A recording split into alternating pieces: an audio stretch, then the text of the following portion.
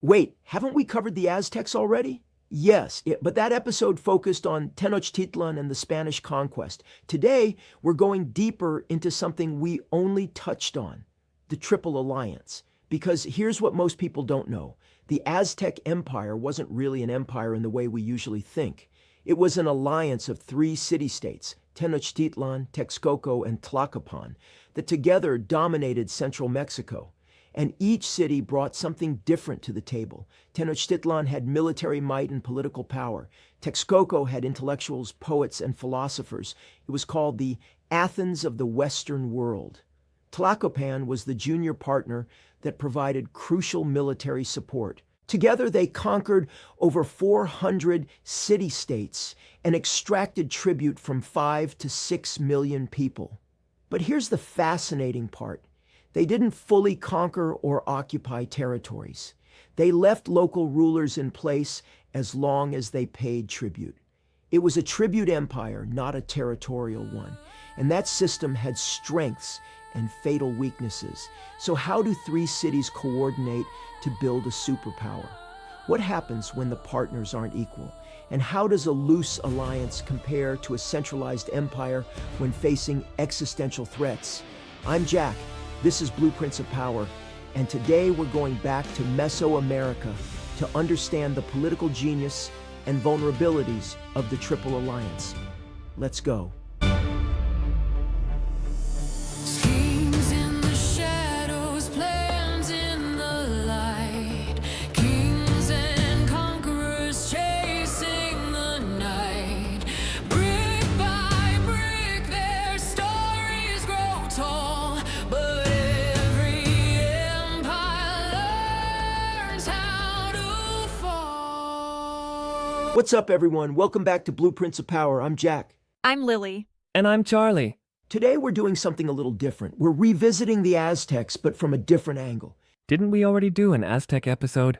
We did, and that episode focused on Tenochtitlan as a city, the broader Aztec culture, and the Spanish conquest.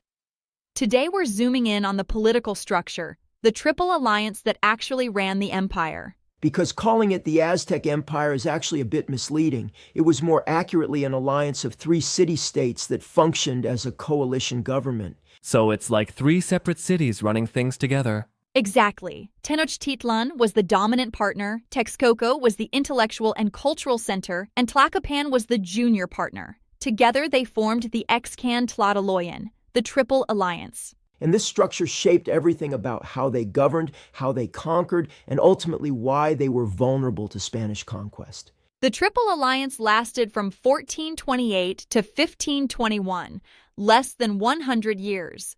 But in that time, they dominated central Mexico and created one of the most powerful states in the Americas. So why focus on the alliance structure specifically? Because it's a really interesting case study in coalition politics, power sharing, and the strengths and weaknesses of decentralized systems versus centralized empires. And it helps explain why the Aztecs fell so quickly to Cortés. The loose alliance structure that made them flexible also made them vulnerable. All right, I'm intrigued. Let's do this. Lily, take us back to 1428. How does the Triple Alliance form? Okay, so in the early 1400s, the Valley of Mexico, the Highland Basin where Mexico City is now, is dominated by a city-state called Azcapotzalco. They're the regional power, and other cities pay them tribute. So Azcapotzalco is the boss? They're the hegemon, yes. And two of the cities under their control are Tenochtitlan and Texcoco. Tenochtitlan is the Mexico City we've talked about before, built on an island in Lake Texcoco. Texcoco is on the eastern shore of the lake. So they're both subjects of Azcapotzalco? Yes, paying tribute and providing soldiers. But in 1426, the ruler of Azcapotzalco dies, and his son Maxtla takes power. Maxtla is aggressive and paranoid. He starts threatening other cities. So he's making enemies. Lots of enemies. In 1427, Maxtla orders the assassination of Ximalpopoca, the ruler of Tenochtitlan. This enrages the Mexica. Big mistake. Huge mistake. And at the same time, the ruler of Texcoco, Nezahualcoyotl, is also in conflict with Maxtla. Nezahualcoyotl's father had been killed by Azcapotzalco, and he'd been in exile. So both cities hate Azcapotzalco? They do, and they see an opportunity. The new ruler of Tenochtitlan is Itzcoatl, and he proposes an alliance with Texcoco to overthrow Azcapotzalco. They also bring in Tlacopan, a smaller city that had been allied with Azcapotzalco, but switches sides. So 3 cities team up against the bully? Exactly. And in 1428, the alliance defeats Azcapotzalco in what's called the Tepanec War. They destroy the city, kill Maxtla, and divide Azcapotzalco's territory and tribute obligations among themselves. So they win and split the spoils? Yes, and they formalize the Triple Alliance with a specific agreement. Tenochtitlan and Texcoco each get 2/5 of all tribute collected, and Tlacopan gets 1/5. So it's not equal. Tenochtitlan and Texcoco are the senior partners. Correct, and this division shapes everything going forward. Tenochtitlan and Texcoco are roughly equal in power initially, though over time Tenochtitlan becomes more dominant. What's special about each city? They have different characters. Tenochtitlan is the military and political powerhouse. The Mexica are fierce warriors, and Tenochtitlan has the largest population. So they're the muscle? The primary military force, yes. Texcoco, under Nezahualcoyotl, becomes the intellectual and cultural center. Nezahualcoyotl is not just a king, he's a poet, philosopher, and architect. He builds palaces, gardens, and aqueducts. He's one of the most celebrated figures in Mesoamerican history. So Texcoco is the brains? The Athens to Tenochtitlan's Sparta, if you want a Greek analogy, and Tlacopan is the junior partner. Smaller, less powerful, but loyal and militarily useful. So they each bring something to the alliance? Exactly. And together they start conquering. Under Itzcoatl and his nephew Moctezuma I, the Triple Alliance expands rapidly. They conquer cities throughout the Valley of Mexico and beyond. How do they conquer? Military force primarily. The alliance can field armies of tens of thousands, but they also use diplomacy, offering cities a choice: join peacefully and pay reasonable tribute, or resist and face destruction. Carrot and stick. Yes, and many cities choose to submit rather than fight. And here's the crucial thing. When cities submit or are conquered, the Triple Alliance doesn't occupy them or replace their rulers. They don't? No, they leave the local Tlatoani, the ruler, in place. They just require regular tribute payments and military support when needed. So it's a tribute empire, not a territorial empire? Exactly. It's hegemonic control, not direct administration. As long as you pay tribute and don't rebel, you keep your local autonomy. That seems risky. What if people rebel? They do rebel sometimes, and the alliance responds brutally, destroying the city and replacing the ruler. But generally, the system works because it's less expensive than occupying and administering every city. So it's efficient but fragile? That's a perfect way to put it, and that efficiency allows rapid expansion. All right, quick break. If you're enjoying this deeper dive into Aztec political structure, and honestly, I love how we're exploring the same civilization from different angles, hit that follow button. Subscribe to Blueprints of Power wherever you're listening. We're not just telling empire stories once, we're exploring them from multiple perspectives, showing different aspects of how power works. And we've got so many more angles to explore. Share this with anyone who loves political science, history, or just understanding how alliances and coalitions work. This is relevant to politics today. And please leave us a review. Every review helps new listeners find the show. Tell us what you think about this approach of revisiting topics from new angles. Alright, back to the Triple Alliance, because we're about to get into how they actually governed together and what that looked like in practice. Let's go. Okay, so the Triple Alliance has formed and is expanding. How does the coalition actually work in practice? Let me break down the structure. Ingredient number 1, shared military campaigns. When the alliance decides to conquer a new city, all 3 partners contribute troops. So they fight together? Yes. The armies march under a joint command, though Tenochtitlan usually provides the overall commander since they have the largest forces. But warriors from all 3 cities participate. And they split the tribute? According to the formula, 2/5 to Tenochtitlan, 2/5 to Texcoco, 1/5 to Tlacopan. This applies to all tribute collected from conquered cities. What kind of tribute? Everything. Maize, beans, cacao, cotton, feathers, jade, gold, warriors for military campaigns, and enslaved people for sacrifice or labor. The tribute records, written in the Codex Mendoza, show exactly what each city owed. So they're very organized about this? Extremely organized. They have bureaucrats in each city tracking tribute obligations, collection schedules, and deliveries. What if a city doesn't pay? The alliance sends an army. Usually the threat is enough, but if a city rebels, the punishment is severe. Increased tribute, hostages taken, or complete destruction. So the system is backed by force? Always. And ingredient 2, the council system. Major decisions, whether to go to war, how to handle rebellions, diplomatic matters, are made jointly by the rulers of the 3 cities. So they have meetings? They have councils where the 3 Tlatoc, the plural of Tlatoani, meaning ruler, meet and deliberate. In theory, it's consensus-based. In theory? In practice, Tenochtitlan has more influence because they're more powerful. By the time of Moctezuma II in the early 1500s, Tenochtitlan is clearly the dominant partner. So the balance shifts? Over time, yes. Tenochtitlan's population grows larger, their military becomes stronger, and they start making more unilateral decisions. But they still formally respect the alliance. What about Texcoco's role? Texcoco remains culturally prestigious. Nezahualcóyotl, who rules from 1431 to 1472, is revered as a philosopher king. He writes poetry that survives to this day. He builds incredible gardens and palaces. What kind of poetry? Reflective philosophical poetry about mortality, the nature of existence, and the beauty of life. There's this famous poem where he meditates on whether anything lasts, whether life is just a dream. That's surprisingly existential.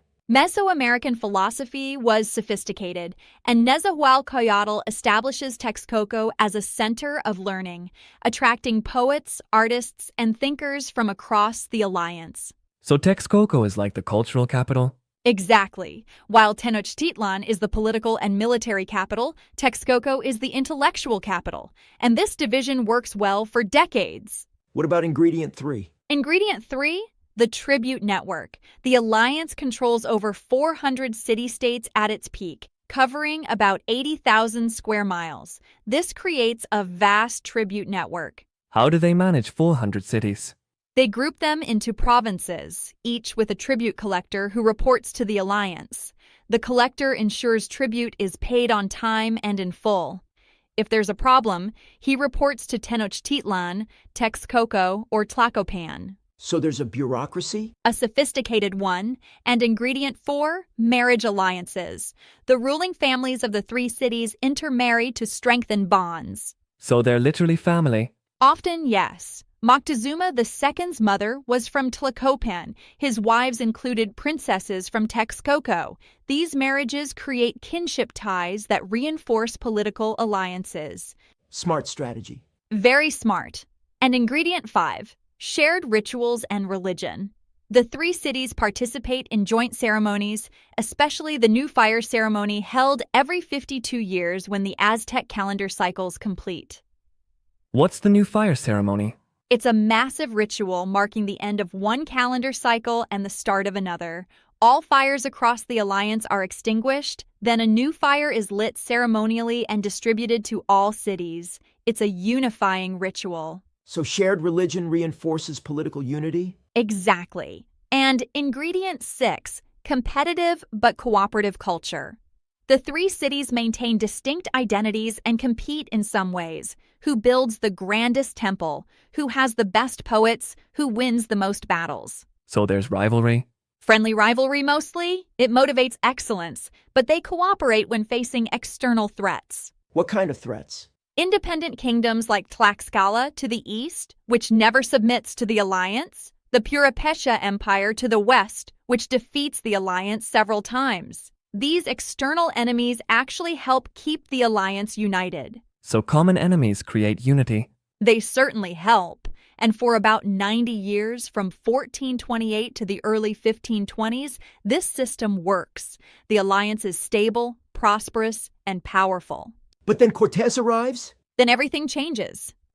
Before we get into how the Spanish conquest affected the Triple Alliance, I want to acknowledge that we're covering this from a political structure perspective. The human cost of the conquest, the deaths from disease and warfare, the destruction of cultures, is immense and tragic. If you're finding value in these multi-perspective approaches to history, please share this episode.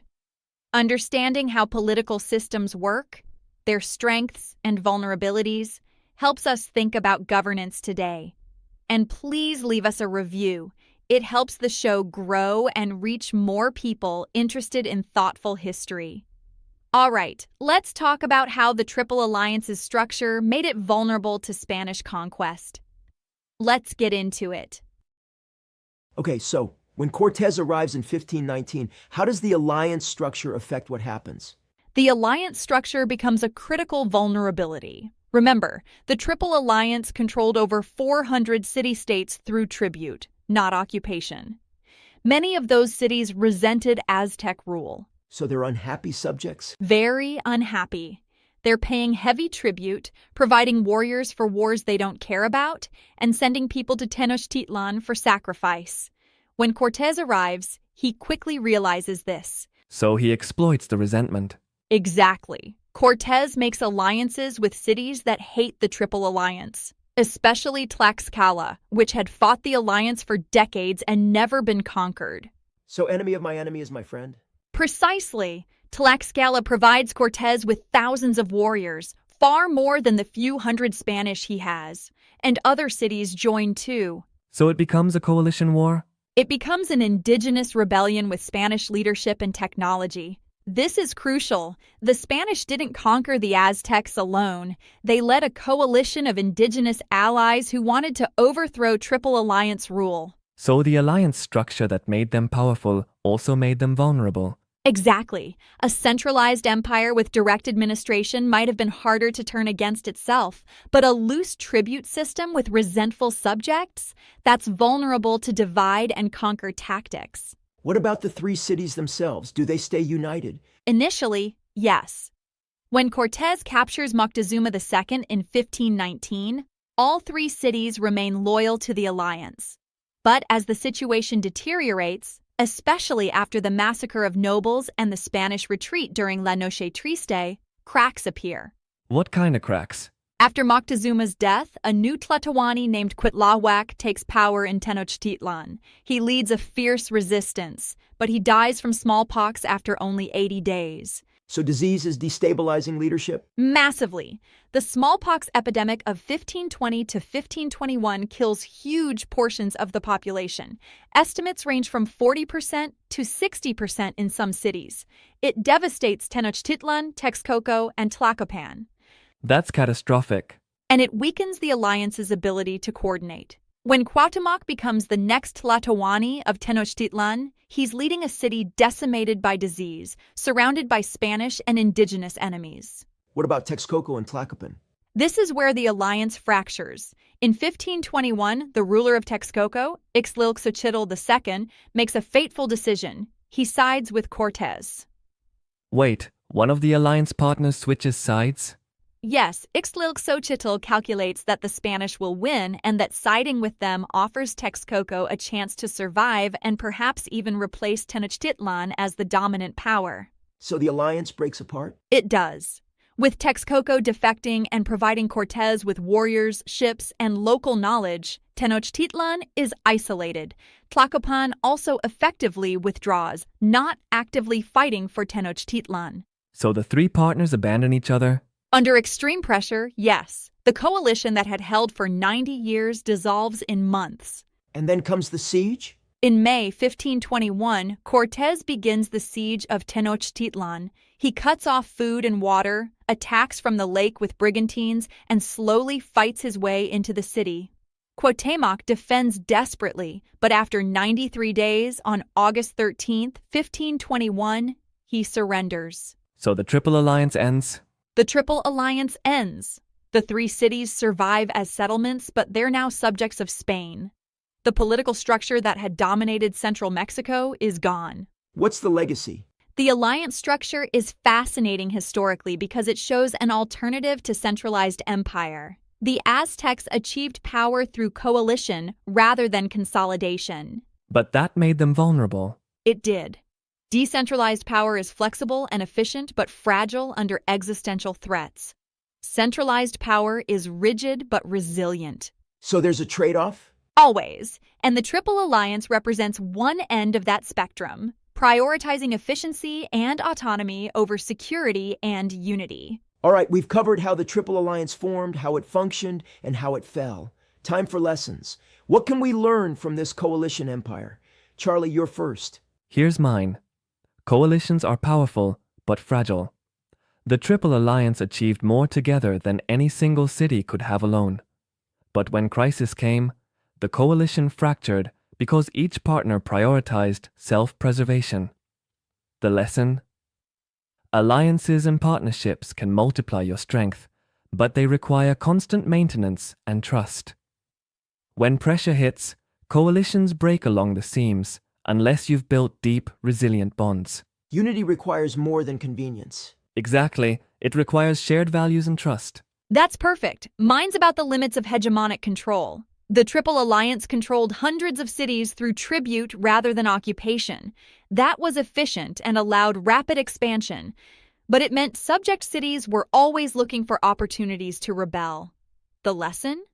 Control without legitimacy is unstable.